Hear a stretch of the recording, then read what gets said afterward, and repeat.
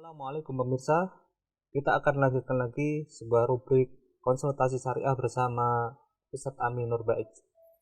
Kita akan melanjutkan sebuah pertanyaan dari Mas Awam. Ini terkait arisan Ustadz. Assalamualaikum Ustadz. Waalaikumsalam warahmatullahi. Bagaimana hukum arisan yang sering dilakukan oleh ibu-ibu? Apakah termasuk judi karena biasanya ada undiannya? Dikocok Ustadz. Ya. Alhamdulillah wassalatu wassalamu ala Rasulillah wa ala alihi wa sahbihi wa muwala. Mengenai arisan, ya, kita bisa perhatikan bentuk transaksi yang terjadi di arisan. Ada beberapa orang yang berkumpul, mereka melakukan janjian, masing-masing membayar iuran sesuai yang disepakati, misalnya sepekan sekali atau sebulan sekali, dan nanti uang yang terkumpul diserahkan kepada salah satu anggota, baik dengan cara diurutkan atau dengan cara diundi. Apakah semacam ini diperbolehkan?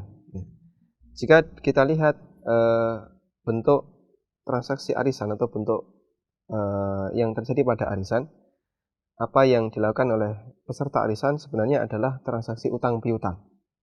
Transaksi utang piutang di mana mereka yang mendapatkan jatah arisan pertama, dia diutangi oleh kawan-kawannya yang lain. Sehingga kawan-kawannya yang belum mendapatkan jatah arisan, dia sebagai kreditur yang memberikan utang, yang mendapatkan arisan sebagai debitur. Dengan satu catatan, dia juga sekaligus nanti memberikan utangan kepada kawannya yang lain sampai semuanya mendapatkannya. Baik. Dengan skema semacam ini, para ulama berbeda pendapat tentang hukum arisan. Ada dua pendapat di sana. Pendapat yang pertama, hukum arisan dilarang dan diharamkan. Alasannya adalah sabda Nabi sallallahu alaihi wasallam, naha Rasulullah sallallahu alaihi wasallam an bai'ataini fi bai'atin.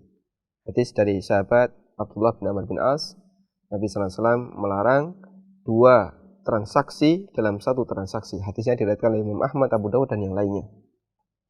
Yang dimaksud Nabi sallallahu alaihi wasallam melarang dua transaksi dalam satu transaksi adalah orang melakukan satu transaksi, sebuah transaksi tertentu, tapi dia minta syarat transaksi ini harus dengan syarat adanya transaksi yang kedua. Transaksi A, kemudian salah satu dari orang yang bertransaksi, salah satu orang yang melakukan akad, dia minta syarat harus ada transaksi B. Sehingga terjadilah dua transaksi yang sebenarnya itu dalam satu transaksi. Karena transaksi pokoknya A, tapi dia minta syarat adanya transaksi B. Baik. Dan Nabi sallallahu alaihi wasallam melarang dua transaksi semacam ini karena adanya transaksi yang kedua yang menjadi syarat belum tentu atas kerelaan pasangannya, sehingga transaksi yang kedua bisa jadi termasuk bentuk kezaliman. Dia terpaksa mau dengan syarat transaksi yang kedua karena untuk mendapatkan transaksi yang pertama. Contoh sederhananya seperti ini. Misalnya si A mau menjual HP-nya kepada B. B minta tolong HP-nya saya beli, tapi A nggak mau. Saya nggak mau kalau kamu beli HP saya, kecuali dengan syarat kamu pinjamkan motormu untuk saya pakai keliling kota selama 1 hari. Maka di situ ada dua transaksi. Akad pertama adalah jual beli HP.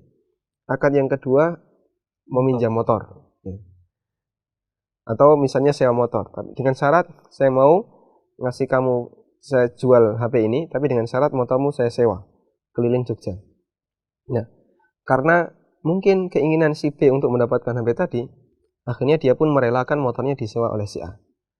Padahal posisi motor ini sebenarnya tidak ingin disewakan oleh B. Ini contoh dua transaksi dalam satu transaksi. Baik. Mereka, sebagian ulama ini memahami bahwa dalam transaksi arisan terjadi dua transaksi dalam satu transaksi. Dua transaksi dalam satu transaksi di situ adalah pertama transaksi utang dari para peserta yang belum mendapatkan diberikan kepada peserta yang sudah mendapatkan. Yang kedua, peserta yang sudah mendapatkan disyaratkan dia harus memberikan utang kepada peserta-peserta yang lain yang belum mendapatkan. Jadinya ada dua transaksi utang piutang. Utang piutang pertama dari jalur peserta yang banyak ke satu peserta, dan dari jalur satu peserta ke peserta yang lainnya. Sehingga di situ ada dua transaksi utang piutang dalam satu transaksi utang piutang. Ini pendapat yang dipilih oleh Dr. Shalih Al Fauzan, demikian pula yang dinilai kuat oleh Syekh Abdul Aziz Al-Syekh dan beberapa ulama yang lainnya yang melarang adanya transaksi atau model arisan semacam ini.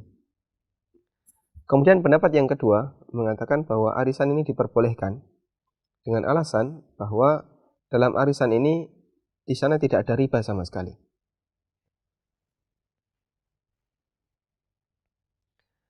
Karena yang terjadi, orang yang menerima arisan itu nilainya sama dengan uang yang dia berikan, bahkan kurang.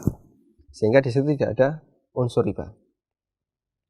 Kemudian yang kedua, di situ ada bentuk ta'awun, saling tolong-menolong, membantu. Mereka yang membutuhkan, dia terbantu dengan adanya saudaranya yang memberikan pinjaman. Sementara di situ tidak ada riba. Sehingga bantuan utang piutang tanpa riba, apalagi di zaman kita ini, di mana peran bank sangat dominan untuk kemudian memberikan pinjaman riba, maka mereka menjadi terhindarkan dari itu, disebabkan mereka terbantukan dengan adanya arisan. Kemudian yang ketiga, bahwa dalam transaksi ini, hakikatnya bukan dua transaksi dalam satu transaksi. Kenapa? Karena sebenarnya ini satu kali utang. Cuman mereka diikat perjanjian gantian ngutang. Siapa yang dapat pertama, dia dapat giliran utang pertama, nanti gantian utang yang kedua, dan seterusnya sesuai dengan urutan peserta atau berdasarkan siapa yang menang undian. Sehingga insya Allah pendapat yang kedua inilah yang lebih kuat, dan ini pendapat yang dipilih oleh Imam Ibnu Utsaimin, demikian yang difatwakan oleh Imam Ibnu Baz, dan pendapat mayoritas Hay'ah Kibar Ulama Saudi, mayoritas ulama Saudi yang membolehkan adanya arisan. Lalu bagaimana dengan pertanyaan berikutnya adalah tentang undian, ya? Apakah ini mempengaruhi keabsahan arisan? Karena di situ ada unsur mengundi. Sementara yang namanya undian itu biasanya erat kaitannya dengan judi, ya.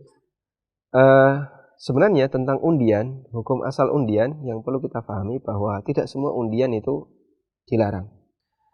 Karena tidak semua undian di situ mengandung unsur mukhatarah, unsur untung-untungan, yang satu untung, yang satu gagal, yang satu buntung, ya, yang satu rugi. Ada beberapa bentuk undian yang dulu dikerjakan oleh para nabi, seperti yang pernah dialami dengan Nabi Yunus alaihissalatu wassalam. Dalam Al-Quran Allah menceritakan, wa inna Yunusa laminal mursalin id abaqa ilal fulkil mashhun fasahama fakana minal mudhadin faltaqamahul hutu wa huwa mulim.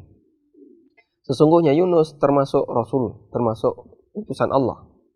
Id abaqa ilal fulkil mashhun. Ingatlah ketika Yunus itu lari meninggalkan kaumnya, meninggalkan kampungnya, karena dia marah masyarakat di kampung ini tidak mau mengikuti dakwahnya. Ilal fulkil mashhun, kemudian dia naik perahu yang penuh dengan penumpang. Nah, karena perahu ini penuh dengan penumpang, ada dua pilihan. Antara tenggelam semuanya, ataukah salah satu harus menceburkan dirinya untuk menyelamatkan yang lain. Dan mereka kebingungan bagaimana cara yang tepat untuk memilih siapa orang yang paling layak untuk menceburkan dirinya ke laut. Akhirnya mereka melakukan undian. Siapa yang nanti mendapatkan, maka dia harus menceburkan dirinya. Akhirnya dilakukanlah undian. Fasahama, kata Allah, maka Yunus melakukan undian, ikut andil dalam undian itu. Fakana minal mudhadin, dan dia yang kalah. Sehingga karena Yunus kalah, maka dia menceburkan dirinya ke laut, dan seketika itu langsung ditelan oleh ikan. Dilihat oleh para penumpang yang lainnya. Faltaqamahul hut wa huwa mulim. Dia langsung ditelan oleh ikan, ya, wa huwa mulim, dan dia dalam kondisi sakit. Maka kita bisa lihat Yunus alaihissalatu wassalam melakukan undian, dan beliau seorang nabi. Sementara kita yakin yang namanya judi itu haram dalam semua syariat, karena itu membahayakan. Kemudian demikian pula yang pernah dialami oleh Zakaria alaihissalatu wassalam. Nabi Zakaria alaihissalatu wassalam pernah melakukan undian bersama masyarakat untuk menentukan siapakah orang yang paling berhak mengasuh Maryam. Allah Ta'ala ceritakan dalam Al-Quran, wa ma kunta ladaihim id yulquna aqlamahum ayyuhum yakfulu Maryam wa ma kunta ladaihim id yakhtasimun. Kamu Muhammad tidak berada di tengah mereka ketika mereka yulquna aqlamahum. Mereka meletakkan pensil mereka untuk menentukan ayyuhum yakfulu Maryam. Siapa di antara mereka yang paling berhak untuk mengasuh Maryam. Dan ternyata yang menang adalah Zakaria. Dari undian itu, maka Zakaria yang berhak untuk mengasuh Maryam. Kemudian praktek undian semacam ini juga dilakukan oleh Rasulullah SAW. Ketika Nabi SAW hendak melakukan safar, maka terkadang beliau mengajak istri-istrinya. Tentu saja tidak semuanya. Nah, untuk menentukan siapa yang paling berhak diajak, Rasulullah SAW melakukan undian. Sebagaimana keterangan Aisyah radhiyallahu anha dalam hadis yang diriwayatkan oleh Bukhari, beliau mengatakan, "Kana Nabi sallallahu alaihi wasallam idza arada al-khuruja aqra'a baina nisa'ihi." Nabi sallallahu alaihi wasallam ketika beliau mau keluar untuk safar, maka beliau melakukan undian di antara istri-istrinya. Siapa yang undiannya keluar, maka dia diajak safar oleh Nabi sallallahu alaihi wasallam. Baik. Dari beberapa bentuk undian tadi, sebenarnya kita bisa menyimpulkan undian yang halal itu, ya, undian yang diperbolehkan adalah undian yang dilakukan untuk menentukan siapa orang yang paling berhak di antara banyak orang yang dia punya peluang hak yang sama. Ya. Dalam kasus arisan tadi misalnya ada 20 orang, kumpul uang 1 jutaan, terkumpullah 20 juta. Siapa yang paling berhak untuk mendapatkan 20 juta ini? Tentu saja jawabannya semua berpeluang haknya yang sama. Semua memiliki peluang hak yang sama. A, B, C, dan seterusnya. Kita tidak mungkin kemudian menyerahkan, kalau begitu uang 20 juta ini serahkan saja ke peserta yang paling ganteng. Nah, tentu saja peserta yang kurang tampan dia akan ngamuk, ya. Atau diserahkan ke peserta yang paling terang. Nanti peserta yang gelap dia nggak suka. Nah, karena masing-masing tidak lebih berhak daripada yang lain, maka cara untuk menentukan siapa yang paling berhak adalah dengan cara diundi. Nah, undian semacam ini tidak diperbolehkan, sehingga insya Allah bukan termasuk judi. Wallahu a'lam. Jazakumullah khairan Ustaz atas jawabannya. Demikian pemirsa, agak panjang ini pembahasannya. Semoga bisa diambil manfaatnya. Anda bisa mengajukan pertanyaan ke kami melalui email tanya@konsultasisyariah.com. Pertanyaan yang terpilih insya Allah akan kami bacakan di video berikutnya. Semoga bermanfaat. Wassalamualaikum warahmatullahi wabarakatuh. Assalamualaikum warahmatullahi wabarakatuh.